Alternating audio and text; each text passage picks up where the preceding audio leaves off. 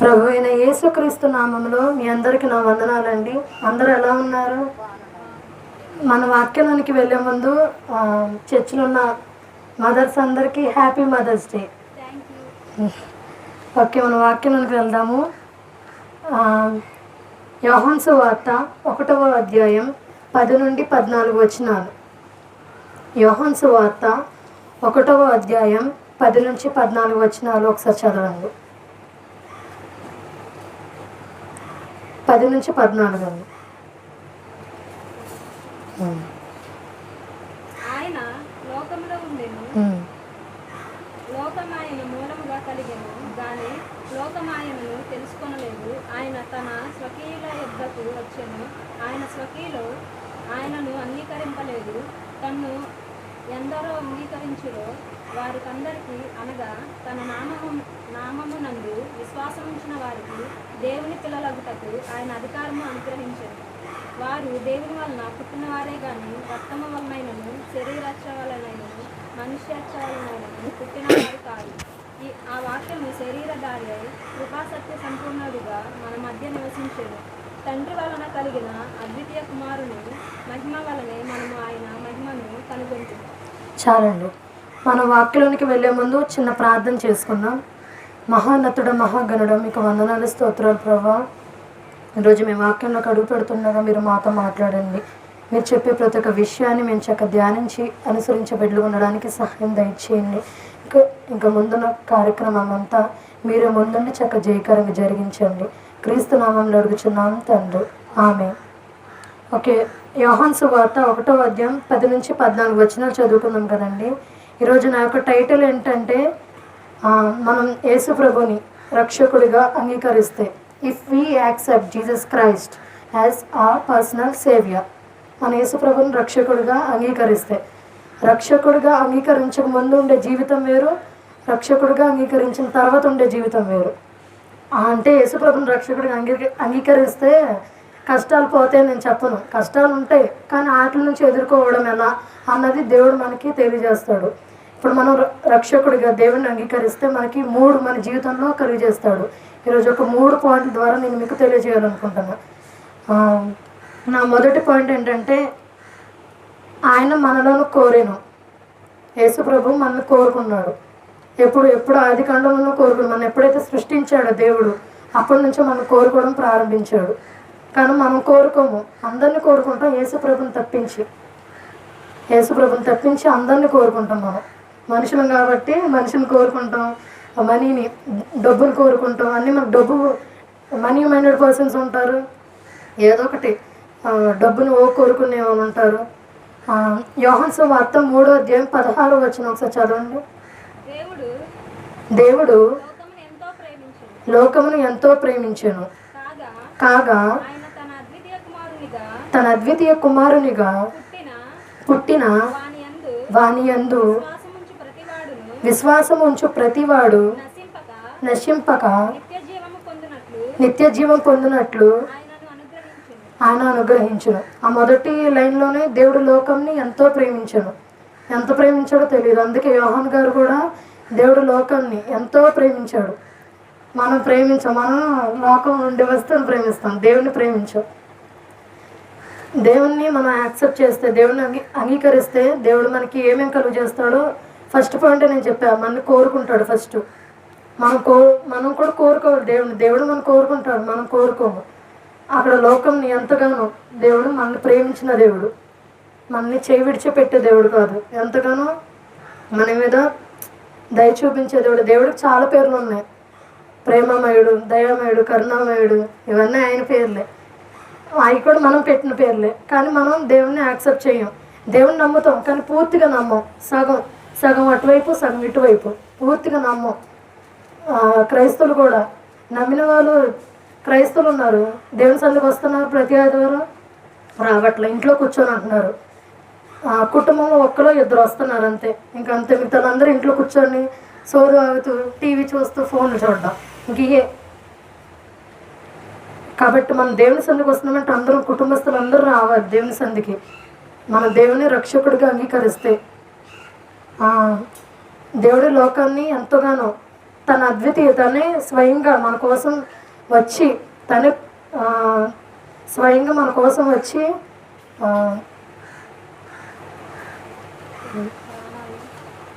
తన ప్రాణాన్ని పెట్టాడు మన గురించి. ఓకే, 2వ పాయింట్లోకి వెళ్దాం మనం. ప్రకటన గ్రంథము 3వ అధ్యాయం 20వ వచనం.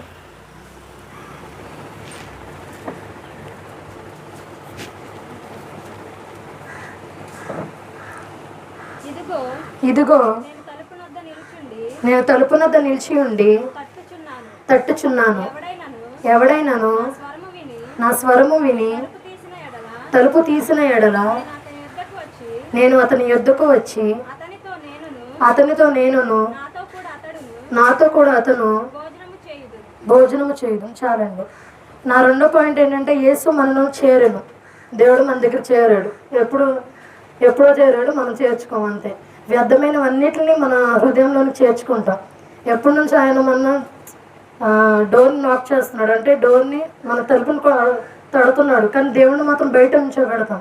అందరినీ లోపలికి రాణిస్తాం. స్నేహితులే కానీ అందరిని వ్యర్థమైన లోకం నుండి వ్యర్థమైన ఆలోచనలు కానీ దురాలోచనలు అన్నీ మన హృదయంలోనికి రాణిస్తాం, కానీ దేవుని మాత్రం రానిచ్చట్లా. దేవుడు ఎప్పటి నుంచో ఆది కాండం నుంచి ఆయన మన దగ్గర రావాలని చూస్తున్నాడు. రావాలని మనం రానివ్వం. ఆయన మన దగ్గర చేరే దేవుడు. మన దగ్గరికి వచ్చాడు, మనం చేర్చుకోము, అంతే తేడా. సువార్త 1వ అధ్యాయం చేయండి.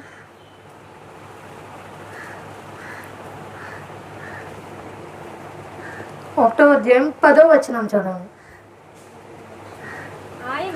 ఆయన లోకంలో ఉండెను, ఆయన మూలముగా కలిగెను, కానీ లోకం ఆయనను తెలుసుకొనలేదు. దేవుడు ఈ లోకాన్ని సృష్టించింది ఆయన తెలుసుకోవట్లే మనం. దేవుడు ఇక్కడ ఈ 10వ వచనం కూడా ఎంతో చక్కగా రాసింది. దేవుని ద్వారానే మనం వచ్చాము. దేవుని వల్లనే ఈ లోకంను సృష్టించబడింది, కానీ మనం దేవుడిని తెలుసుకోలేకపోతున్నాం.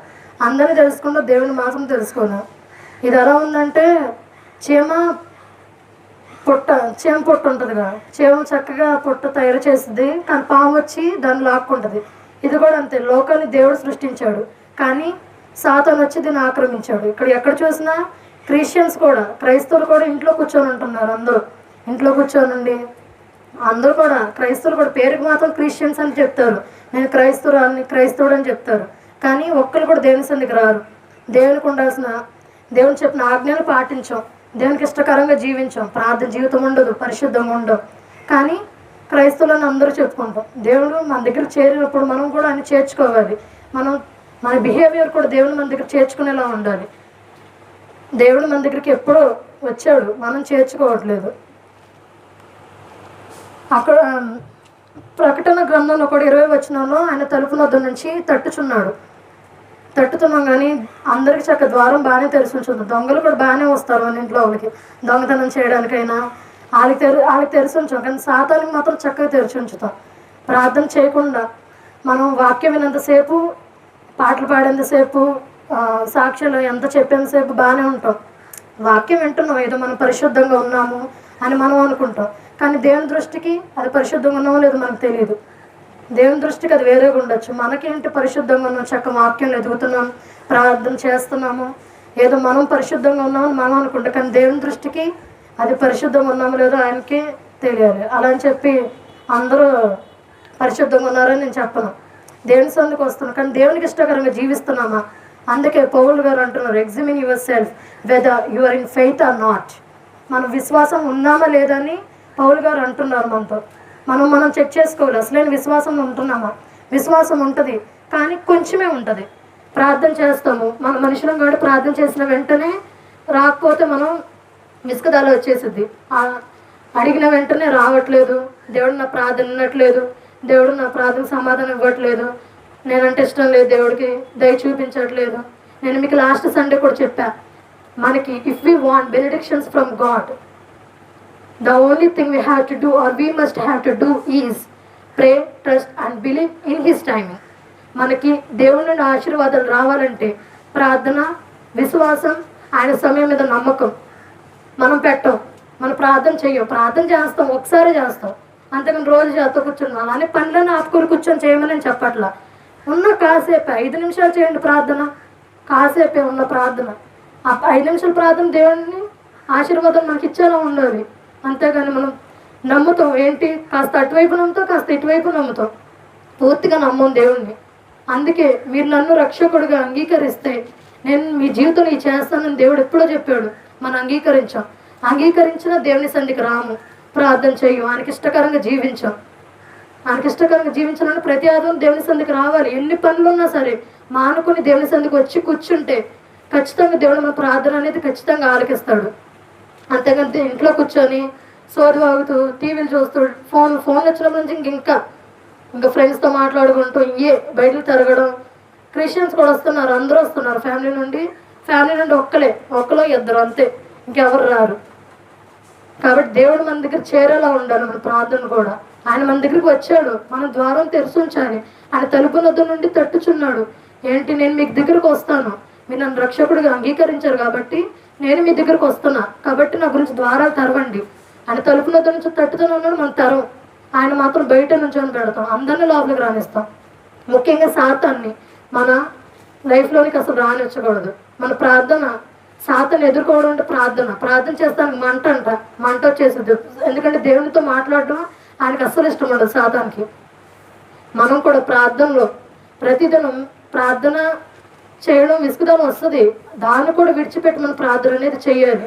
దేవుని మన దగ్గరికి చేర్చుకోవాలి ముఖ్యంగా. కాబట్టి నా 3వ పాయింట్ ఏంటంటే యోహాను సువార్త 5వ అధ్యాయం 24వ వచనం చదవండి.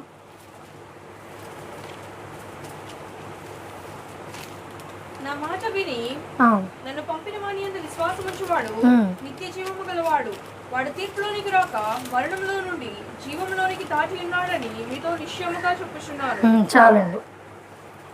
నా 3వ పాయింట్ కూడా ఏంటంటే యేసు మనల్ని చేర్చును. దేవుడు మన ఎక్కడికి చేర్పిస్తాడు? పరలోక రాజ్యానికి చేర్పిస్తాడు. మనం దేవుని సన్నిధికి వచ్చేదే కేవలం మనం ఆయన రాజ్యం పొందుకోవడం కోసమే.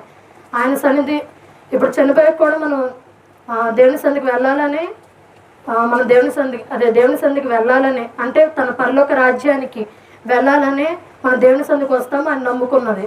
అంతేగాని పని పాటలాగా మనం నమ్ముకోవాలా. ఎవరు నిజమైన దేవుడు అని ఇప్పటికైనా తెలుసుకోండి. పాస్టర్స్ కూడా ఎందుకు కట్టి అరిచి మైక్లో చెప్పేది పని పాటలాగా?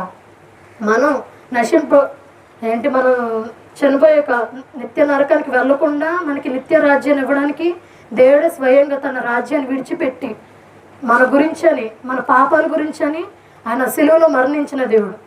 ఆయన కష్టపడినంత ఎందుకు వచ్చాడు? మనం నశించిపోతున్నామని, మనందరం పాడైపోయామని, మన పాపాల కొరకు ఆయన సిలువలో మరణించాడు. ఇప్పటికైనా మనం తెలుసుకోవాలి, దేవుడు చేర్పించేదే మనల్ని నిత్య రాజ్యానికి. ఆయన అదే నన్ను పంపిన వాని యందు మీరు విశ్వాసం ఉంచిన ఎడల, దేవుని పంపిన వాని యందు మన విశ్వాసం పెట్టినట్లయితే, మనం విశ్వాసం పెట్టంగా మనకు ఉండేది అది కాస్తంత విశ్వాసమే, కొంచెమే పెట్టుకుంటాం. మనం పూర్తిగా పెట్టాం. దేవుడిని అడిగే విషయంలో కూడా పూర్తిగా అడగము. ఇటు అడుగుతాం, మనం వెంటనే మనం మర్చిపోతుంటాం. దేవుడు మీరు నమ్మినట్లయితే నేను ఇస్తాను నమ్మండి, మీరు ప్రార్థన చేసిన వెంటనే అది పొందుకున్నారని మీరు ముందే నమ్మండి అని దేవుడు ముందే మన వాక్యం ద్వారా తెలియజేశాడు. నేను 3rd పాయింట్ కూడా అదే, యేసు మనల్ని చేర్చును ఎక్కడికి? పరలోక రాజ్యానికి చేర్పించే దేవుడు. మన గురించి వచ్చి మన గురించి మరణించి ఇంతంత గట్టిగా వాక్యాలు అరిచి చెప్తున్నాం. మనమే కాదు, మన ఇంట్లో కూర్చొని ఉంటాం. ఇప్పుడు ఏంటి మామూలుగా ఫ్రెండ్స్తో మాట్లాడేటప్పుడైనా మన చిన్న సాక్ష్యం ద్వారా అయినా మార్చొచ్చు. మనం చెప్పే సాక్ష్యం ఒక 5 మాటలైనా ఏమో వాళ్ళ హృదయాన్ని మార్చొచ్చేమో. మన ఒక్కలమే కాదు, అన్యులను కూడా తీసుకుని రావాలి. మన ఒక్కలే పరలోక రాజ్యానికి. అలాంటిది స్వార్థమైన ప్రార్థన అలాంటివి చేయకూడదు. మన ఒక్కలమే మారడం కాదు, వాళ్ళందరినీ అన్యులకు కూడా మనం వెళ్ళి యేసు ప్రభు దేవుడు, రక్షకుడు, ఈయన నిజమైన దేవుడు, మీరు నమ్మండి, ఇప్పటికైనా తెలుసుకొని మాతో రండి అని వాళ్ళతో చెప్పాలి. వాళ్ళకి కొన్ని డౌట్స్ అనేవి వస్తూ ఉంటాయి. ఇప్పుడు ఏంటంటే వాళ్ళు అటు నుంచి ఇటువైపు మారాలన్నా ఈ దేవుని గురించి కొన్ని ప్రశ్నలు మనం అడుగుతారు. నా ఫ్రెండ్స్ కూడా నన్ను అడిగారు చాలామంది. అడిగిన క్వశ్చన్స్ అనే ఏంటంటే క్వశ్చన్స్ అడుగుతారు. నాకు ఆన్సర్ తెలిస్తే నేను చెప్తా, లేకపోతే నాకు తెలియదంటే మా డాడీని వచ్చి అడిగి నేను వాళ్ళకి సమాధానం అంటే వాళ్ళకి ఆన్సర్ అనేది ఇస్తా. వాళ్ళు బట్టి ఏమో వాళ్ళు అడిగే క్వశ్చన్స్ ద్వారా వాళ్ళు మారొచ్చేమో, ఎవరికి తెలుసు. కాబట్టి మనం కూడా ఎవరితో మాట్లాడేటప్పుడైనా కాసేపు మాట్లాడడమైనా కొన్ని దేవుని మాటలు చెప్పండి, దేవుని గురించి ఖచ్చితంగా చెప్పండి. ఆయన మన పరలోక రాజ్యాన్ని ఖచ్చితంగా చేర్పిస్తాడు. ఆయన వచ్చిందే మనల్ని మనం నశించిపోకుండా, నిత్య నరకానికి వెళ్ళకుండా, మన పాపాల గురించి చనిపోయి నిత్య రాజ్యానికి తీసుకెళ్ళడానికి ఆయన మన గురించి ఈ లోకానికి వచ్చిన దేవుడు. మనం కూడా రక్షకుడిగా ఆయన అంగీకరించాలి. ఆయన అంగీకరిస్తే ఈ 3 మన జీవితం ఖచ్చితంగా ఆయన చేస్తాడు. యోహాను సువార్త 1వ అధ్యాయం 14వ వచనం చదవండి.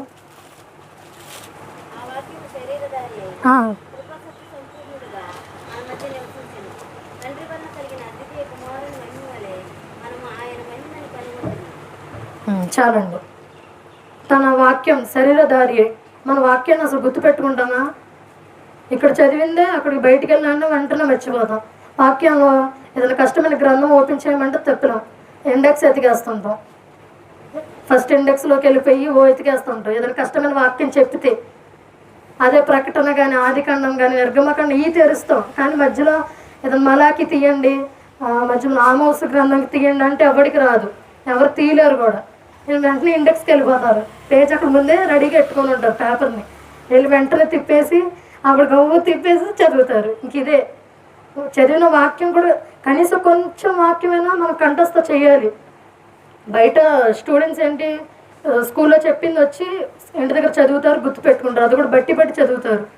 బట్టి పట్టి చదవడం వల్ల అలానే మనం కూడా బట్టి పట్టి చదవమని చెప్పట్లా, కొంచెం వాక్యాన్ని గుర్తుపెట్టుకోండి. మనకున్న కాసేపు మాటలైనా వాళ్ళకి హృదయాన్ని తాకునేటట్లు ఉండాలి. వేరే వారికి చెప్పే విధంగా, అంటే వాళ్ళు మార్చే విధంగా ఉండాలి మన మాటలు కూడా. మైకులు ఎంతగా చెప్తున్నాం, దేవుని రక్షకుడిగా అంగీకరించండి. యేసు ప్రభు దేవుడు చివరి క్షణంలో నా దేవా నా దేవా అని అరిచిన ప్రతి ఒక్కడు పరలోక రాజ్యానికి వెళ్ళడు. తన సమయం ఇచ్చినప్పుడే మనం రక్షకుడిగా ఆయన అంగీకరించాలి. ఎప్పుడైతే అంగీకరిస్తామో ఈ 3 మన జీవితం ఖచ్చితంగా చేస్తాడు. ఆ నమ్మడం కూడా పూర్తిగా నమ్మాలి. పూర్తిగా అటువైపు ఇటువైపు ఉండకూడదు.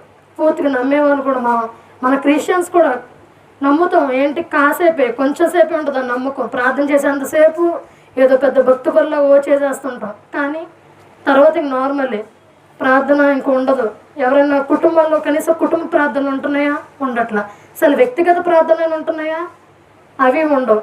కానీ ఉన్నట్టు మనం చెప్తాం, ఎందుకంటే పాస్టర్ గారు అడుగుతారు కాబట్టి ఉన్నాయి పాస్టర్ గారు. ఇంక ఇయే కుటుంబ ప్రార్థన ఉన్నట్లా. మనం ఎప్పుడైతే ప్రార్థనని నెగ్లెక్ట్ చేస్తామో ఆ టైంలోనే సాతాను మన దగ్గరికి రావడానికి ట్రై చేస్తాడు. ప్రార్థన అంటే ఆయనకు మంట వచ్చేసింది. ఎందుకంటే దేవునితో మాట్లాడడం ఆయనకు అస్సలు ఇష్టం ఉండదు. దేవునితో మాట్లాడడం అంటే ఆయన మంట. ఏంటి వీళ్ళు దేవునితో ఉంటున్నారు, మన ఏ విధంగా అట్రాక్షన్ చేయొచ్చు సాతాను. తిండి విషయంలో కానీ, ఫోన్ విషయంలో కానీ, ఇప్పుడు ట్యాబ్స్, ల్యాప్టాప్స్, కంప్యూటర్స్ అన్నీ వచ్చేసినాయి. టీవీలు అన్నిటి ద్వారా మనని ఈజీగా ఆకర్షించగలడు సాతాను. అందుకే చాలా బ్రిలియంట్. ఆయన నుంచి తప్పించుకోవడం మన వల్ల కాదు. కానీ ఆయన కూడా ఎదుర్కోవాలంటే ప్రార్థన ద్వారా ఎదుర్కొంటే ఖచ్చితంగా మనం ఆయన సాధించగలం. దేవుడు కూడా అదే, నా మీద విశ్వాసం పెట్టండి, నా మీద నమ్మకం పెట్టండి. ఆయన ఎప్పటి నుంచో చెప్తూనే ఉన్నాడు. మనం వినకుండా ఆయన నిందించడం ప్రారంభిస్తాం. దేవుడి ప్రార్థన అంటే ఇంకా ఆయన మీద నింద మనం చేసిన. అందుకే మనుషులు వాళ్ళు చేసిన తప్పుల్ని ఒప్పుకోరు. ఆదాము కూడా ఒప్పుకున్నాడా? నువ్వు ఇచ్చిన అమ్మాయి వాళ్ళ నేను ఈ ఫ్రూట్ తిన్నానని మొత్తం దేవుడి మీద తోసేశాడు. తప్పు అంతా దేవుడి మీద తప్పు తోస్తాం. మనం చేసిన తప్పులు, మనం చేసిన పాపం ముందు మనం రీకలెక్ట్ చేసుకోము. ఏంటి, మనం మళ్ళీ గుర్తు చేసుకోము. దేవుడు మనం ఆశీర్వదించట్లేదు ఏంటంటే కనీసం మన పాపాలైనా అడ్డు రావాలి, లేకపోతే మన విశ్వాసం పరీక్షించాలైనా. కాబట్టి మనం కూడా దేవునికి నిత్యం ప్రార్థన చేసే బిడ్డలు ఉండాలి. ప్రార్థన అసలు నెగ్లెక్ట్ చేయొద్దు. పడుకునే ముందే కానీ, తినే ముందే కానీ, అన్నీ బయటికి వెళ్ళే ముందే కానీ ప్రార్థన అనేది మనం నెగ్లెక్ట్ చేయకూడదు. ప్రార్థన విషయంలో కానీ ప్రతి ఒక్కటి ప్రార్థన అనేది చాలా ఇంపార్టెంట్. ప్రతి ఒక్క మనం క్రైస్తవం కాబట్టి దేవుని సందుకు వస్తున్నాం. చక్కగా వచ్చే కాసేపు గంట సేపే కదండి వాక్యం ఉండేది. 2-3 గంటలు అలా ఉండట్లా. కాసేపు వాక్యాన్ని వినడానికి బద్దకిస్తాం. నిద్ర వచ్చేది వాక్యం అంటే చాలు. కొంతమందికి కిందకి వెళ్ళిపోతా, కిందకి అలా వెళ్ళిపోయి నేలకంటికి పోద్ది ముందు తల. ప్రార్థన చేయమంటే విసుగుదలు వచ్చేది. ప్రార్థన చేయమని ఆవింతలు వచ్చేస్తాయి. ఇంకంతే, ఇంకా అదే రొటీన్ మనకి. అదే అన్నీ మానుకోవాలి. దేవుడు అన్నది అదే, నా సంధి కాసేపే గడిపేది. దేవుడు కూడా చెప్పేదండి, నా సంధిలో మీరు నాకు కాసేపే గడిపేది. ఆ కాసేపు అయినా కనీసం నా మీద కొంచెం విశ్వాసం అయినా పెట్టండి అమ్మా అంటున్నాడు ఆయన. కాసేపు విశ్వాసం ఉండదు మనకి. బైబిల్ గ్రంథం సరిగ్గా తెరవడం రాదు, సాక్ష్యం చెప్పడం రాదు, ప్రార్థన చేయడం రాదు. ఇలాంటప్పుడు దేవుడు మన పరలోక రాజ్యానికి ఎలా చేర్పిస్తాడు? మనం ఎప్పుడైతే పూర్తి విశ్వాసం నమ్మకం ఉంటే, పూర్తిగా ఆయన వైపు ఉంటే సగం అటువైపు సగం ఇటువైపు ఉండకూడదు. ఉంటే అటువైపైన ఉండు, ఉంటే ఇటువైపైన ఉండు. అంతేగాని అటువైపు కొంచెం నమ్ముతా ఇటువైపు కొంచెం నమ్ముతానంటే దేవుడు కూడా ఇంక సర్లే వెళ్ళిపోయి నరకను కానీ ఆయన తోచేస్తాడు. టికెట్ ఇవ్వడం మనకి పరలోక రాజ్యానికి. మనకి టికెట్ కావాలంటే దేవుని మీద పూర్తి నమ్మకం అనేది పెట్టాలి మనం. ఆయన మన లోకానికి వచ్చింది మనని పరలోక రాజ్యానికి చేర్పించడానికి. దేవుని సందుకు వచ్చేదే మనం దాని గురించి. దేవుని సందుకు వచ్చేదే మనం చనిపోయాక నిత్య రాజ్యానికి దేవునితో పాటు మనం ఉండి స్తుతిస్తామనే నమ్మకం మనకు ఉంది. కాబట్టి ఆయన సన్నిధికి వచ్చి ఆయనకి ఇంతగా ప్రార్థన చేసి మన బాధను తీర్చే దేవుడు, కష్టాన్ని తీర్చే దేవుడు. కాబట్టి ఈ 3 మన జీవితంలో చేయాలంటే ముందు మనం ఆయనని రక్షకుడిగా అంగీకరించాం, కానీ పూర్తిగా అంగీకరించాలంటున్నా నేను. మనం అంగీకరించాం, పూర్తిగా ఆయన మీద విశ్వాసం నమ్మకం అనేది మనం అందరం పూర్తిగా పెట్టాలి. అంతేగాని సగం ఉంచకూడదు. సగం అటువైపు సగం ఇటువైపు ఉండకూడదు. పాస్టర్ గారు మనకు చెప్తూనే ఉండరు, మనం నమ్ముతున్నాం కాబట్టి దేవుణ్ణి పూర్తిగా నమ్మాలి. అంతేగాని సగం అటువైపు సగం ఇటువైపు మనం ఉండకూడదు. కాబట్టి ఈ చిన్న వాక్యం దేవుడు దీవించునుగాక. ఆమె చిన్న ప్రార్థన చేసి మన వాక్యాన్ని ముగించుకున్నాం. మహోన్నతుడు మహాగణుడు మీకు వందనాలు, స్తోత్రాలు ప్రభా. ఈరోజు వాక్యం ద్వారా మీరు మాట్లాడిన ఈ 3 విషయాలు బట్టి మీకు వందనాలు చెల్లించుకుంటున్నాం. అవును ప్రభా, మీరు మమ్మల్ని కోరే దేవుడు, మమ్మల్ని చేర్పించుకోండి. అలాగే మీ నిత్య రాజ్యానికి కూడా మమ్మల్ని చేర్పించుకోండి ప్రభా. అలాగే మేము నిజంగా మీలో ఎదుగుతున్నామా, మీకు ఇష్టకరంగా ఉన్నామా లేదా అని మేము చెక్ చేసుకోవడానికి సహాయం దయచేయండి. ఇక్కడ కూడిన ప్రతి ఒక్క బిడ్డను కూడా మీరు ఆశీర్వదించండి. క్రీస్తు నామంలో అడుగుచున్నాను తండ్రి, ఆమేన్.